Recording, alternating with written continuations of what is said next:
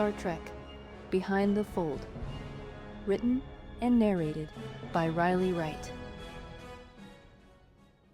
Chapter 4. The next few days passed by in relative peace.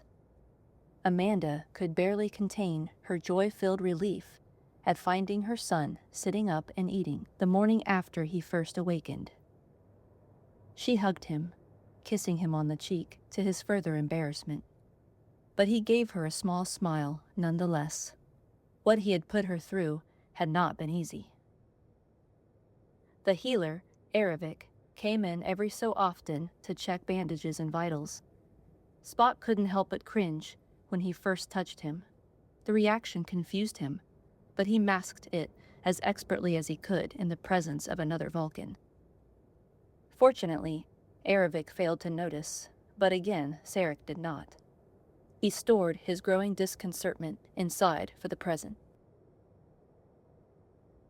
Finally, the day arrived when Spock was well enough to be discharged. He could stand, but only for a few minutes at a time, and walking required a great deal of strength that he didn't yet possess, so he leaned upon a cane for support. Sorrel held true to his word and was given permission to follow up on his recovery outside of the hospital. He met with Spock alone and gave him a complete physical. It didn't take long for the old healer to notice all the scars he had acquired in service to Starfleet. Spock, rather sheepishly, tried to explain them to Sorrel, a man who, quite frankly, he owed his existence to. "The human doctor that treated you did quite well. The scars are barely visible. An expert surgeon," commented Sorrel, as impressed as a Vulcan healer could be. Spock raised a brow in humor, imagining how McCoy would take such praise after all the times he had made light of his abilities in jest. The humor was quickly overshadowed by sorrow. McCoy is gone. When will I accept this irreparable truth? There is no logic in continuing to deny it. "Do you plan on returning to duty presently?" Sorrel asked as he finished, helping Spock to his feet. "I am awaiting Starfleet's response on the matter." "I doubt you will have to wait long, and Admiral Cozak is here to see you." Spock gingerly dressed into his civil attire, lost in thought. There were many admirals he had personally met aboard the Enterprise, but Cozak was not among them. Sorrel gave him a stern look, his thick brows narrowing. "I do not know what he wants, but it would be wise for you to recover at home for at least 3 months before resuming active duty." Spock inclined his head in understanding. "I will take that into consideration, though I doubt he is here to reassign me." "Live long and prosper, Spock," Sorrel saluted. He was thinner than Sarek, but their ages were similar. However, to Spock, his most respectable quality was in how he treated him, as equal. Sorrel had seen to his care from the moment of conception. As a firstborn hybrid, Spock and his mother required close observation and medical interventions at times. He returned the gesture truthfully. "Peace and long life, Sorrel." No sooner had the healer exited than Admiral Cozak entered in his place. The human stood eye to eye with Spock, and carried the same slender build, aside from the plump roundness of his muscles, which had not been neglected by injury or age apparently. Despite nearing 60 Earth years, Cozak carried himself with the cool confidence of a career officer who had not forgotten how to command. "Ah, Commander, I'm sorry to bother you. My time is rather tight at the moment, but I wanted to see you before you left," he said, extending his hand. It was a strange gesture coming from an admiral who should be well versed in multicultural practices. As touch telepaths, Vulcans avoided physical contact unless absolutely necessary. Spock shook his hand, as it seemed this was one of those times. The strange uneasiness returned, and he was slightly surprised that there was no emotional transference during the handshake. He receded and Cozak did the same. "To what do I owe the honor, sir?" he asked, gears turning at the mystery. Cozak smiled. "It was my vessel that discovered you and the young lieutenant adrift. I merely wish to convey my relief that you both survived, and would like to ask a few questions concerning the accident." Spock found the Admiral's voice familiar, but there was no warmth behind the recognition, only a gnawing dislike. He ignored the mounting discomfort as his many emotions pressed for release. With considerable effort, he forced his face into an unreadable mask. "There is no question that it was, in fact, an accident," Spock clarified, hands clasped in concentration. Cozak stood and began slowly pacing the small room. "I'm afraid not. There was very little to investigate, but I put my best team on it, and they confirmed that your ship suffered a crippling malfunction, which resulted in a warp core breach. It is a tragedy, and Starfleet mourns the 423 lives that were lost, including your captain." Cozak eyed him respectively. "Your missions together and successes were quickly gaining recognition throughout the quadrant, especially by admirals such as myself. In many regards, you are a legend, Mr. Spock." Legend. It was what his betrothed had called him after the Caliphate ritual, only she had said it in distaste. He may have disagreed with her methods, but he understood her disinterest. After all, the stars are his home. Were. Cozak continued. "I'd like your first-hand report of the events leading up to the incident. Is there anything you recall?" Spock wasn't keen on looking back, on trying to conjure and string together the jumbled images in his mind. It was a painful process and a very slow one.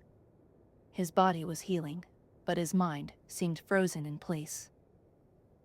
He frowned. "Forgive me, sir, but I believe I am unable to give an accurate report at this time. All I know for certain is that our chief medical officer, Dr. Leonard McCoy, rescued me and Lieutenant Riley. I should think that Nurse Christine Chappell also played a role in our escape." Spock sighed, no longer able to hide his growing frustration and pain. "Please award them the honors due." "Of course," Cozak replied, bowing. "There is one more thing, sir. May I examine the case file pertaining to your team's investigation?" Cozak considered the request as Spock continued. "It could assist me in filing a more thorough report." Cozak shrugged. "Why not? Just don't expect it to be very detailed.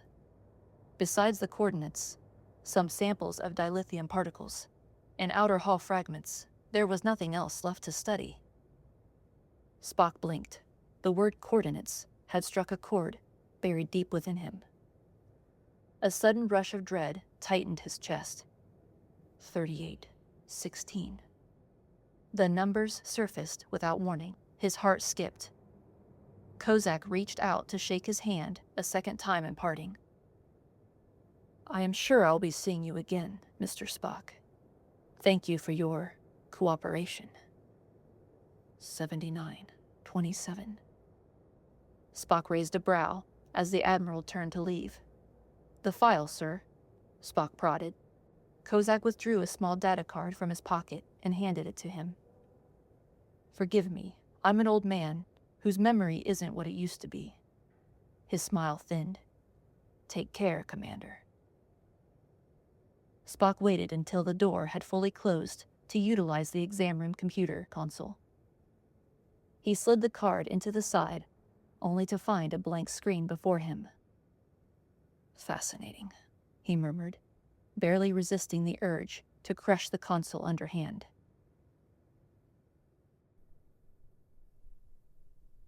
The sound of chimes danced over Amanda's garden in the hot, arid breeze. It was the only source of life amidst the rolling desert plains surrounding their home. But once, long ago, Spock's pet Salop could also be found resting there, underneath the large lava stone that lay at its center. Spock sat upon it now, finally meditating in the warmth. A practice that was well overdue. His mind was still in chaos, but he had managed to repair his walls and composure. Controlling his emotions was a vital first step to understanding his mental state and correcting it. It was like forcing his human half into a cage and turning the lock. The emotions remained, the anguish, anger, and unease. Only now they could not command him unless provoked. The line between control and reason had thinned considerably, adding fuel to the unending fire that was the Vulcan soul. With his emotions in check for now, he then reflected upon the events leading up to the incident. Time made this easier, but no less perplexing. Each memory was faded and blurred, impersonal, as if they belonged to another mind. An illogical notion. Or was it? He acknowledged the feelings again, recalling the term gut feelings, as Jim had often utilized. Perhaps logic alone would not solve this riddle of the mind. Approaching footfalls broke through his meditation. He didn't need to see who they belonged to. There was a hesitancy behind them, masking an inner longing to connect. They stopped, patiently waiting. Spock opened his eyes. "What is it, Mother?" "Am I disturbing you? It can wait," she said, hastily turning from him. "That is not true, and you could not disturb me," Spock answered swiftly, facing her. He carefully climbed down from the rock, arms shaking, still weakened. He almost grunted when his feet hit the ground. A hand went to his chest automatically. It was still quite sore, but manageable. Amanda shook her head. "Of all the places to meditate, Spock, why did it have to be there?" She hooked an arm around his as they walked on together deeper into the garden. She hardly ever complained of the heat over the years, and maintained her fair complexion by layering many shawls over herself when outdoors, to shield her from 40 Eridani's oppressive rays. The heavy gravity was another matter. Spock remembered how exhausting it used to be for her. Never once did she show it in public, keeping her back proudly straight at Sarek's side, not wishing to tarnish her husband's image, which had suffered upon the news of their marriage. Only in the confines of their home did she ever waver in her strength. The cane, which Spock now used, was refitted from the very same one Amanda had employed at those times.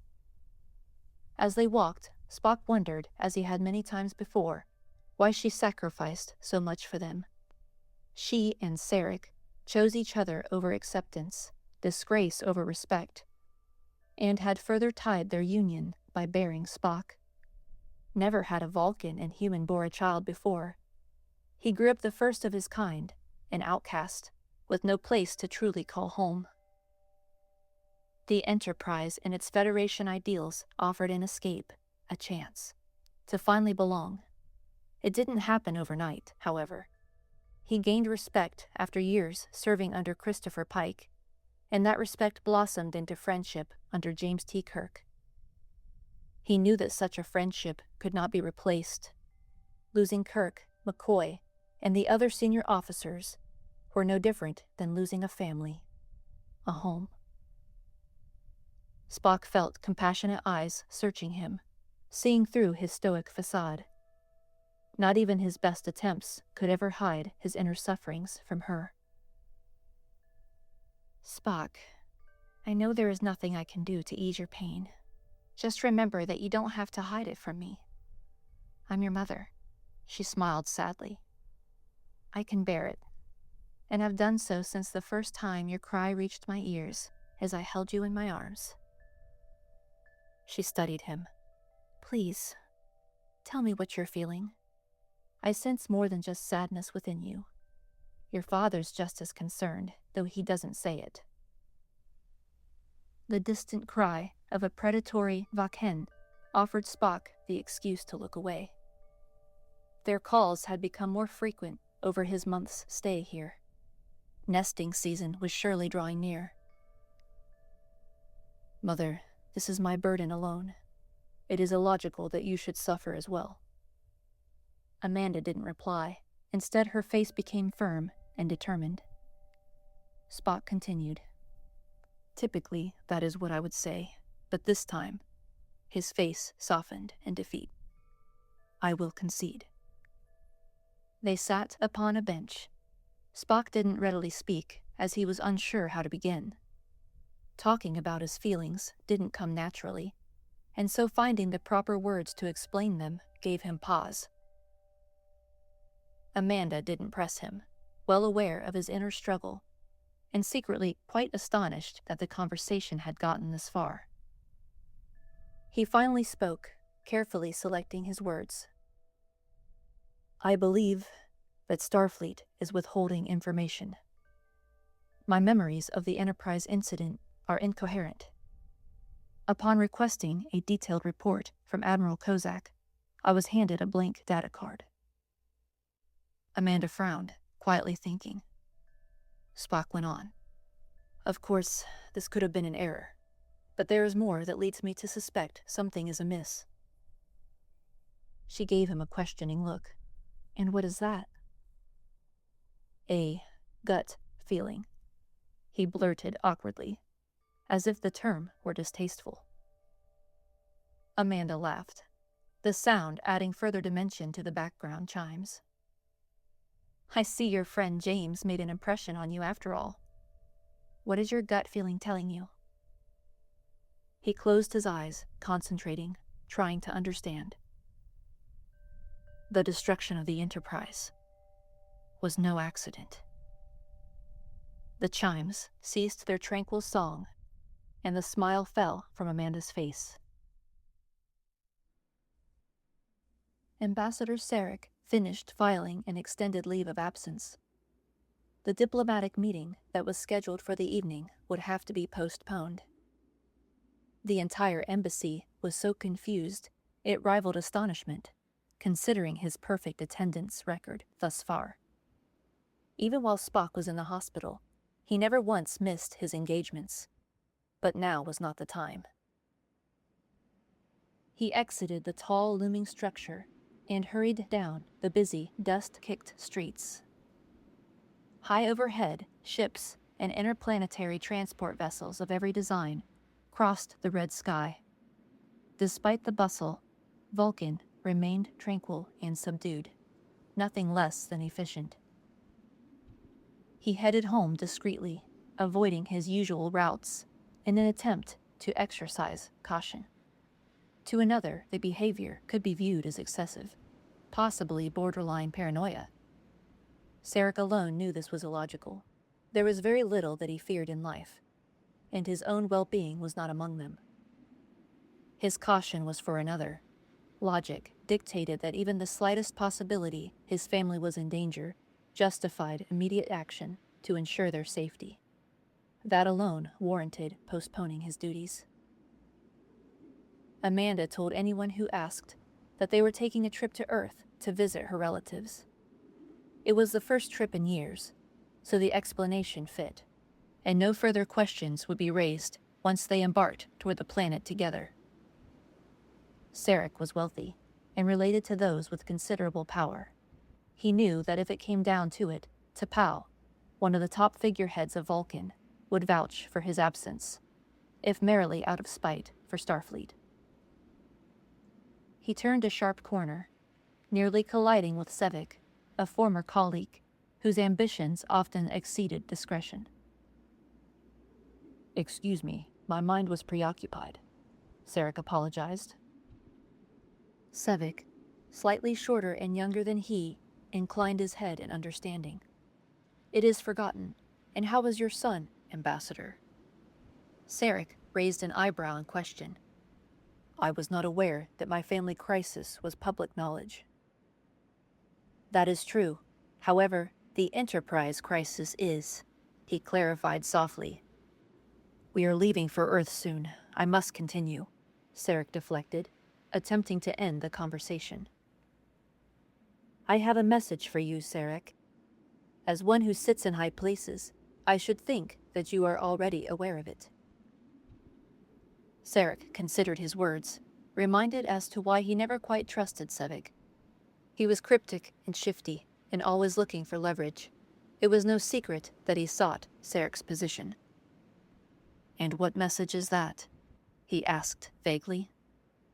Sevik leaned toward him, his eyes uncommonly fierce. "Be careful," he whispered, sidestepping past him and disappearing into the crowd. Sarek did not linger to determine whether the words had been intended as a threat or a warning.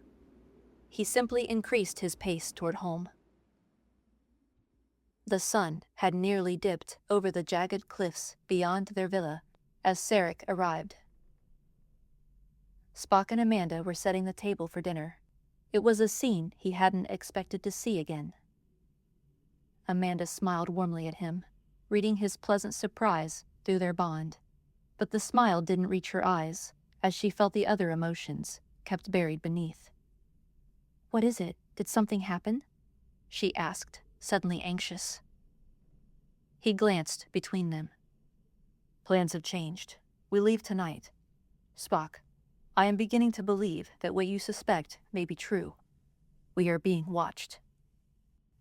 "A troubling development, one that can be easily rectified by my absence," Spock stated, a ceramic plate still in hand. "It is illogical for you to jeopardize your career or your life for my sake. I believe I made my stance clear at the hospital. It would be far more illogical to allow you to face this alone.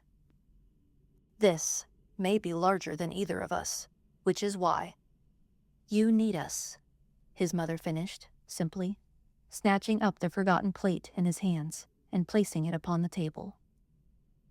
"A family dinner at such a time as this." Spock turned from them, his body rigid. "There is no purpose in sacrificing 3 when only 1 is required. There are too many unknowns. This invites danger, the extent of which I have yet to determine."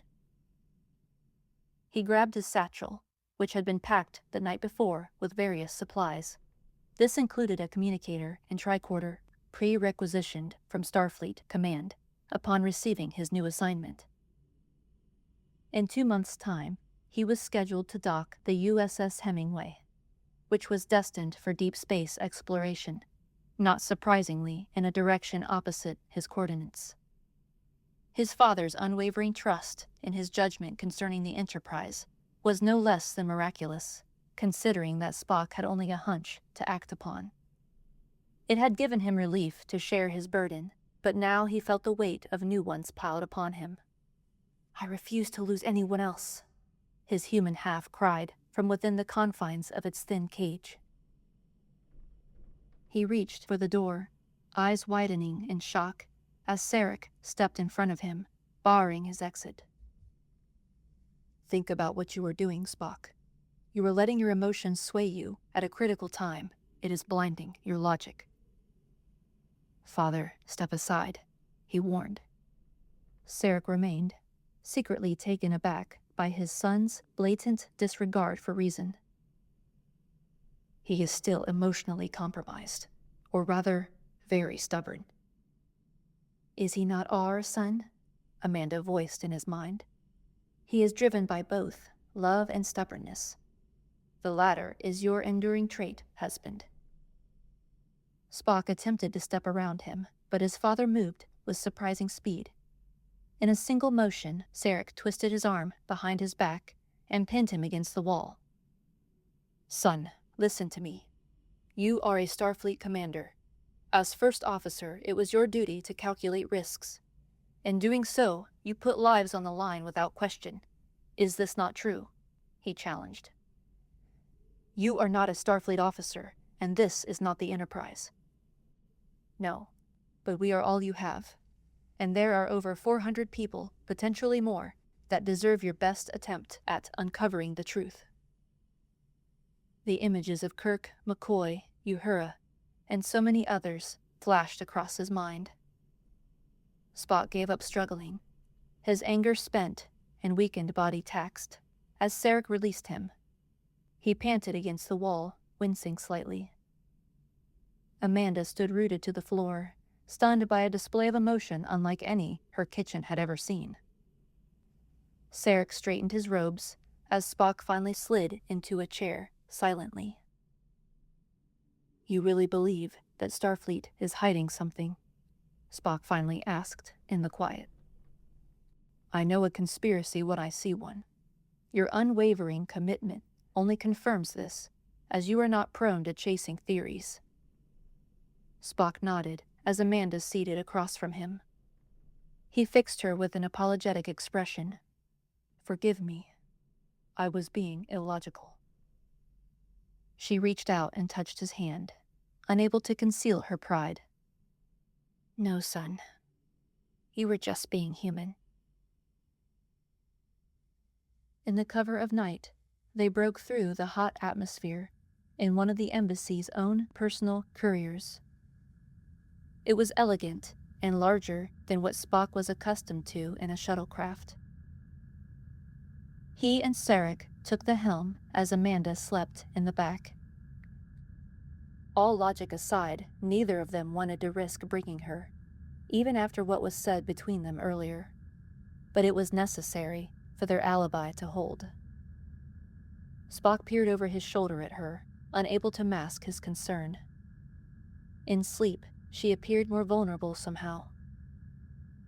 "What is the likelihood she can be convinced into staying with my aunt?" Sarek cocked an eyebrow at him in reply. The look said it all.